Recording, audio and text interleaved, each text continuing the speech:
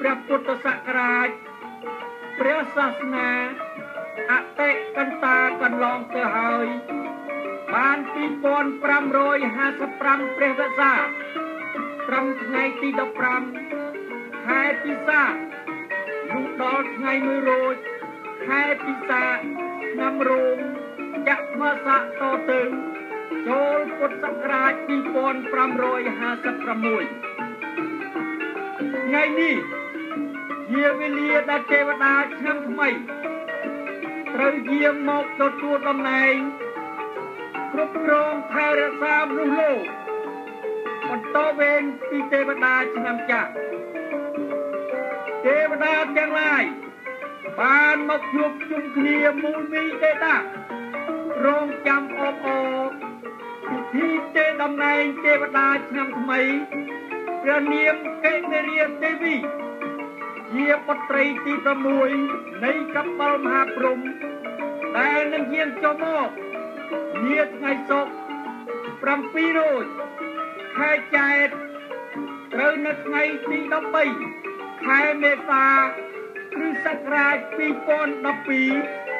វេលាម៉ោង 19:11 នាទីយប់នេះ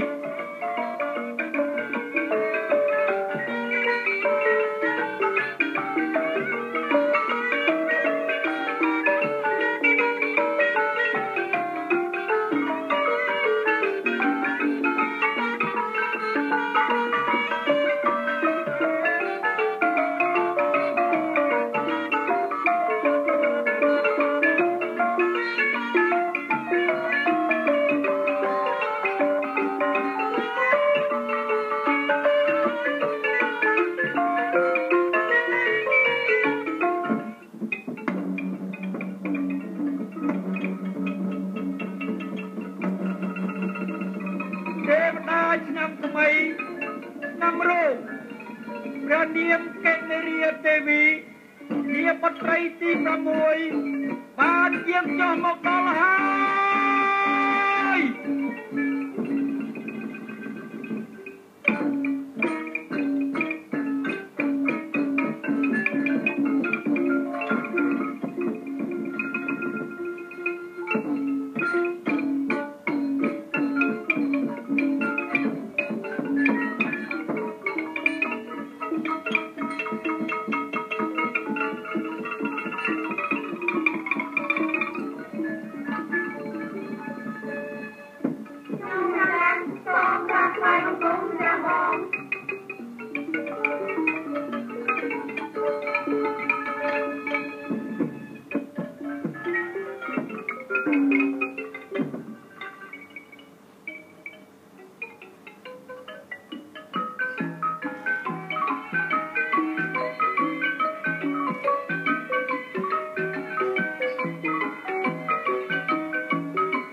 ម្ចាស់អូនតាមដងវិគ្រាដែលម្ចាស់អូនយាងមកតើម្ចាស់អូនមានបានជួបនឹងហេតុភេទអ្វីចម្លែកដែរឬទេឬមួយម្ចាស់អូនបានសុខកាយសប្បាយព្រះរាជហឫទ័យរៀងរៀបរហូតមកពិតម្ចាស់បងខ្ញុំម្ចាស់ព្រមទាំងទេពនិករជាបរិជាទាំងអស់បានសុខកាយសប្បាយហឫទ័យទាំងអស់គ្នាក្រាបទូលប្របីណាស់ម្ចាស់អូនចុះព្រះសេរីតាព្រះបិតាវិញតើម្ចាស់អូនបានប្រារព្ធពិធីដង្ហែប្រតិសិន ជុំវិញមណ្ឌលយ៉ាងអធិកធំសំរុំទៅតាមប្រពៃណីហើយឬនៅព្រះមែនចាស់បងខ្ញុំម្ចាស់បានរៀបចំយ៉ាងអធិកធំនិងប្រវត្តិពិធីប្រតិបត្តិជុំវិញមណ្ឌលយ៉ាងអកធិកតាមព្រះបន្ទូលជាព្រះរាជបណ្ដាំរួចហើយក្រាបទូល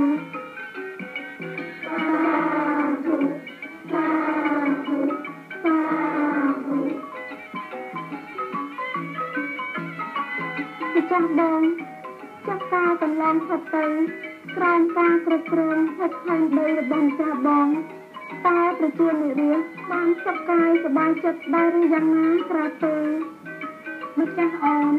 ដោយអន្លើនៃការកសាងសង្គមជាតិប្រជានិរាជទាំងអស់បានសុខកាយសប្បាយណាស់ទាំងការហូបចុកទាំងការស្លៀកពាក់សំរុំទៅតាមប្រពៃណីជាតិជួយកសាងជាតិមាតុភូមិឲ្យរីកចម្រើនលូតលាស់ទៅមុខជាលំដាប់និងជួយរួបរวมគ្នាជាមួយមន្ត្រីរាជការនៅក្នុងសង្គមជាតិរបស់គេផងណាម្ចាស់អូន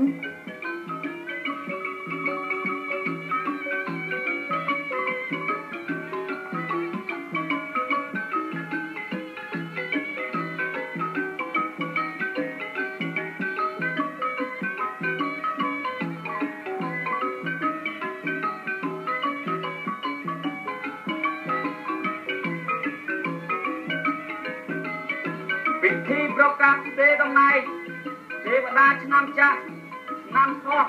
ពុទ្ធសករាជ2555សូមប្រកាសទូលថ្វាយដំណឹងដល់ទេពនិគរនិងប្រជានុរាស្ត្រទាំងអស់ឲ្យបានជ្រាបថាពិធីទេតំណែងថ្វាយទេវតាឆ្នាំថ្មីឆ្នាំរោងពុទ្ធសករាជ2556ត្រូវប្រារព្ធធ្វើនាពេលនេះហើយបបិទ្ធព្រះនាងឆ្នាំចាស់កន្លងទៅប្រជានុរាស្ត្រក្នុងដែនជំពូកពីទាំងមូលមានសេចក្តីសុខសប្បាយជាធម្មតាដោយឡែកប្រទេសកម្ពុជាបានទទួលនៅសន្តិភាពនិងការរីកចម្រើនគ្រប់វិស័យអំណើពីពេលនេះឆ្នាំនេះតទៅទេវតាឆ្នាំថ្មីពិតជាប្រកាន់យកបានរក្សាទុកបាននៅសច្ចធម៌យុត្តិធម៌និងសន្តិភាពជូនប្រជានុរាស្ត្រជាដរាបរៀងទៅបានពិតប្រកបជាមិនខានសូមឆ្នាំថ្មីចិត្តថ្មីគំនិតថ្មីកើតមាននៅក្នុងសន្តានចិត្តកលបុត្រកលធីតាខ្មែរគ្រប់រូបដើម្បីចាប់ដៃរួមសាមគ្គីពួតដៃគ្នារុញច្រាននាវាកម្ពុជាលងកាត់រលកធំធ្វើដំណើរឆ្ពោះទៅក្រោយសន្តិភាពនិងសុភមង្គលវិបុលសុខមហាប្រសាទថ្លៃថ្លារៀងតទៅ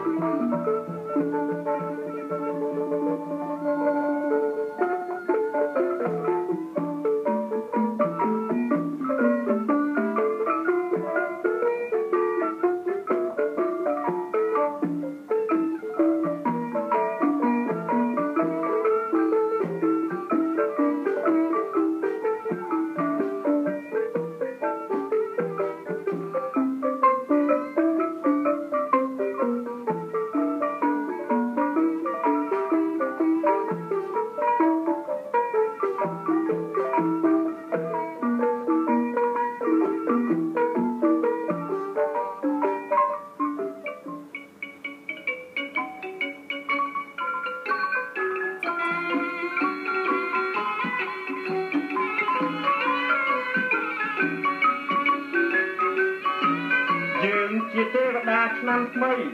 ឆ្នាំរោងព្រះនាងកនិរាទេវីជាបុត្រីទី6របស់កបិលមហាព្រហ្ម